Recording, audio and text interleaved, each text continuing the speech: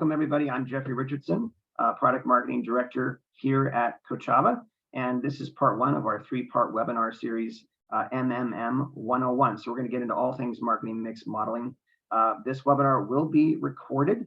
If you have questions, please submit them in the Q&A. We have a number of questions that came in from registrants, so we're going to try and get to some of those themes and some of the talking points today. But if we don't get to you, we will follow up with you directly. So real quick, Kochava has been in the advertising measurement space and innovating since 2011. So we've been at it for quite a while. One of the earliest MMPs, mobile measurement partners. Today we measure far beyond mobile. So I think omni-channel media, all connected devices, particularly strong in streaming media and the OTT connected TV space, and even out-of-home, digital out-of-home. So those advanced types of channels that often are thought of as unmeasurable. So MMM has been on our radar, obviously, with the evolution of ad tech, changes in privacy, you name it. There has been a renewed interest in MMM. It's a hot topic, a buzz right now. And we've been kind of, if you will, the data behind some of our customers in terms of their running their own internal MMM models or working with other solutions for years. But there's definitely this need to bring MMM to the broader market, make it more accessible, more tangible, more approachable. And so over a year ago, we began the acquisition of Machine out of the UK for particularly their AIM product, always on incremental measurement, which is a next-gen MMM platform.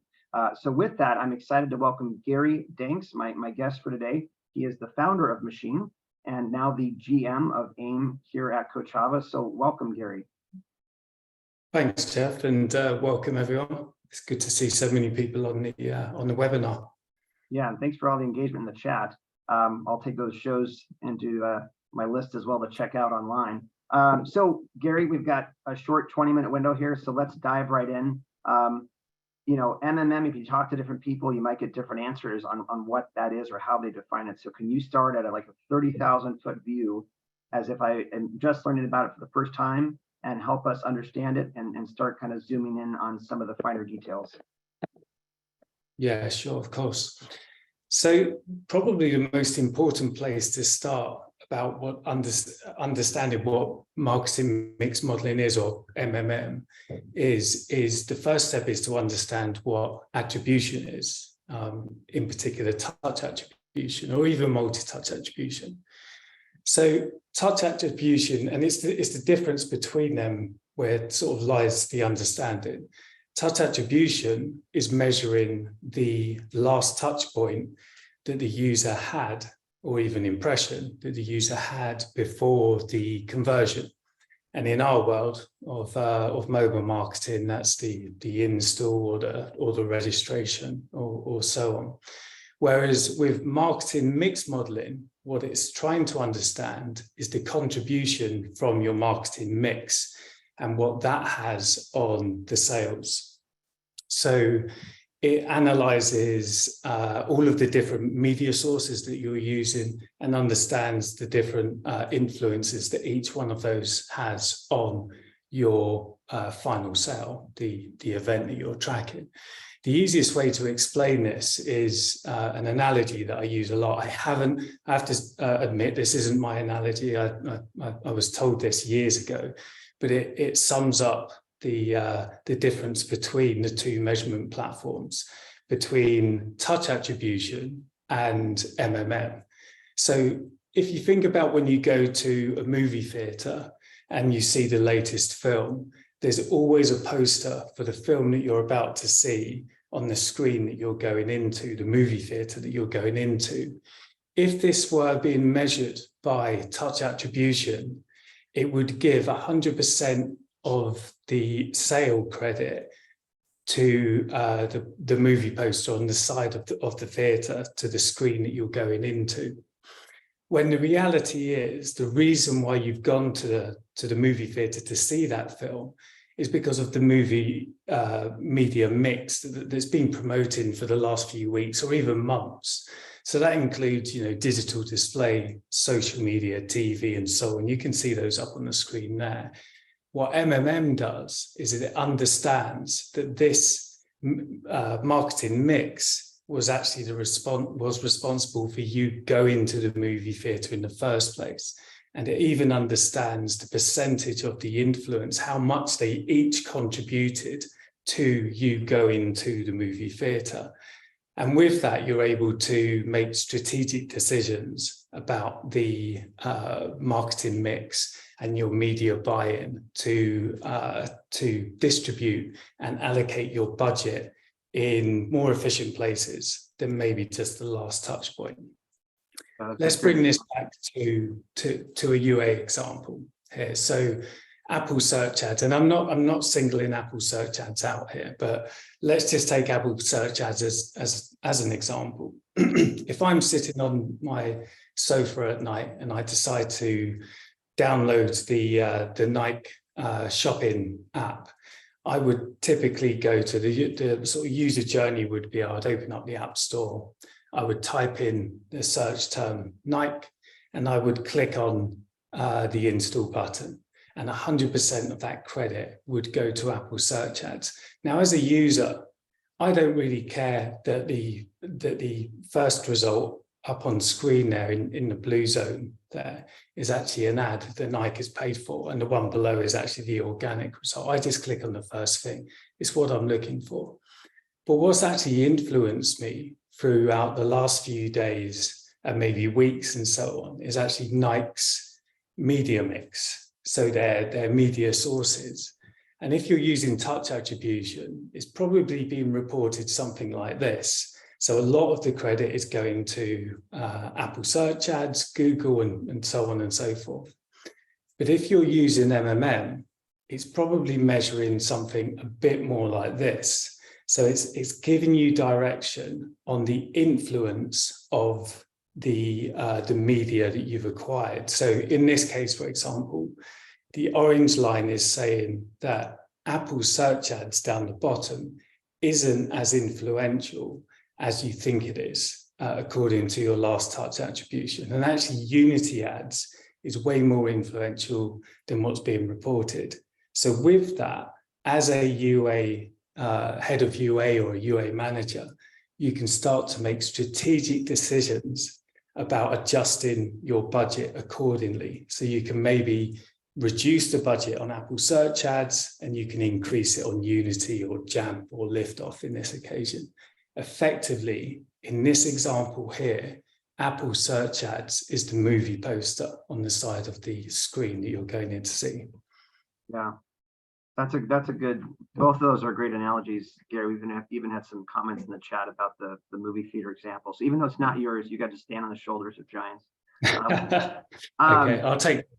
Yeah, right. And I mean, obviously we've got, part 2 where we're going to actually delve into more detail of how you use MMM effectively, because there's nuance here in terms of what you see as what it's telling you that incrementality is of that particular channel, and then how you might actually put that into action. So can you mentioned multi-touch attribution. Is there a little bit more of a example or a comment you can give on the distinction between those two? Because I've heard those compared a lot, but they're not the same thing, correct?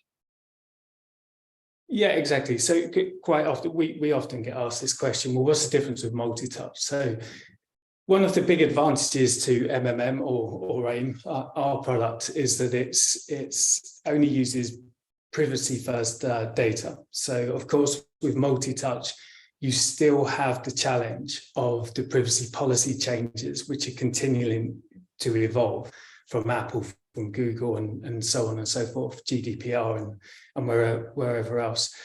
MMM doesn't use that data, and we're actually going to get onto that in a little bit later on as well, the type of data that it uses.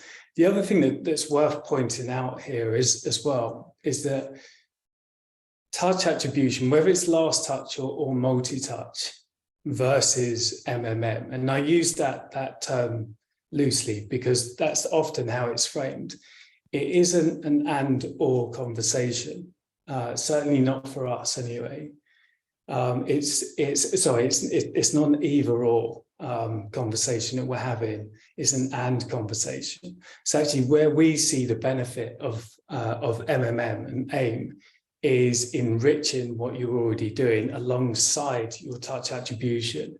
You can continue to use your own models, your own LTV models, your own ROAS models, and so on and so forth. They can just be guided by the MMM data that you're getting in. So it's enriching what you're already doing. Yeah. And I guess, the on the notion of kind of advantages and disadvantages of MMM, which is something that we got in some of the questions from registrants. I'm curious. I know MMM often gets a rap for kind of thinking of it in the traditional sense. It was very clunky, very, very heavy lift, lots of resources to manage. Why now is MMM able to actually fit the needs in this kind of privacy first push where we're losing some of that deterministic signal? What's changed that allows it to now be what it hasn't been before in terms of dynamic and adaptable? Yeah, of course. So obviously there's the privacy policies to take into consideration, which continue to evolve and also continue to obfuscate the data that you get back from your attribution platforms. That is definitely a big reason why to start using MMM now. However, probably the biggest reason to start using it is that because we can. And so the sort of technology has evolved and it's super sophisticated now. It's fast, it's real time, and you can use this in the dynamic industry that we work in, which is digital advertising essentially. So M&M's been around for decades. The problem with it, sort of up until really this point now, is it's required a lot of resources to manage it. It's static data, so quite often you get the results months after you've your data scientists have worked on it. And then it's static data, so it's giving you some results to say, okay, well, here's what you can do for the next 6 months. And as we all know, things change day by day. Why now? Because the technology's caught up. So we can process the models in real time and you're getting real-time results. So every day you come in, you can look at the results and you can adjust your budgets accordingly. Yeah, that goes hand in hand. Ricard had posted the question, what is the best practice in terms of rerunning MMM once budgets have been adjusted? I guess, against the backdrop of the notion of always on, you almost don't have to, right? It reruns itself. So can you jump into like we've had questions about the data points that go into MMM, potentially downfall of overfitting it with too many parameters. So I think what you're covering next perfectly fits into some of those questions we had. Yeah, of course. So it's relatively straightforward to get started with M&M. And the reason for that is because of it's explained in this slide here.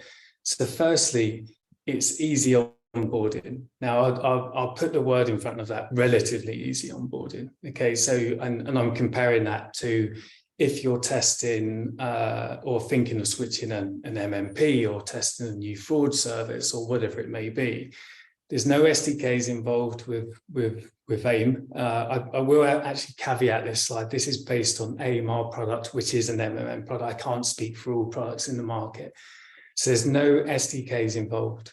There's no tags, reissuing of tags or setting up of tags. There's no tech resources that are required from the client end. And there's no campaign disruptions. So there's no stopping or starting campaigns with testing AIM. You can run it in parallel. It works with all MMPs in the market. I've included the big 5 here. I appreciate there's some others as well, but it works with all MMPs. So you don't just have to be a Kochava client. We actually have clients on AppsFlyer, on Singular, and Adjust as well.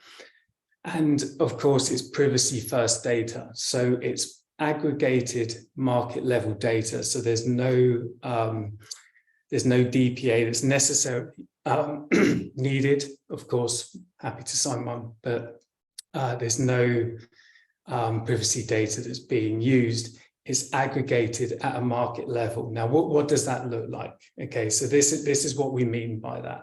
So there's 2 types of data that we require. So it's the ad spend by media source and it's your sales funnel events. So that could be anything. I've put some examples down here, but of course it's installs, registrations, revenue, but it's any event that you want to model. Typically, we model about 4 to 6 different events for each one of our clients, and that gives us really robust, accurate models. Okay, and then there's 2 different categories of the data that we need. So we need a historical data of your ad spend and your sales funnel, so the sales funnel that you want to model. So ideally, we would like at least 12 months worth of data. If you can give us more, the better. This is a data science product, so data science feeds off data. So if you can give us 3 or 4 years worth of data, then great. If you can give us 9 or 10 months worth of data, we can work with that as well. And then there's the real-time data feed. So a simple API connection to your MMP. And that's all the data that we need. Yeah, and expounding upon that right side with the real-time data, that's technically it's daily, right? That it's running, because I think about things like scan data, and then a sense of the future-proof in a privacy-first age. If we think about SKAd network or scan and the way that data comes in, it's all aggregate market-level data. Same with what Sandbox will like on Android, and so AIM or certain can use data out of those measurement frameworks that are privacy first and anonymous, correct? Exactly, and that's actually worth pointing out as well, Jeff, is that so our product AIM, and I'm assuming all other products as well in the market, MMM products, we don't require any attribution data at all. So when we say market level data, let's break that down. So let's just say that you're Uber, for example. So it would be iOS, Uber in the United States, and then your sales funnel events. So we want gross sales funnel events. So we want all of your installs, all of your first rides, all of your revenue. We don't want it broken down by attributed data. And that's why it's what we call aggregated market level data. That's good to know. And I know we're rapidly coming up on the 20 minutes. It's flying by. So we have 2 more parts in this 3-part series coming up.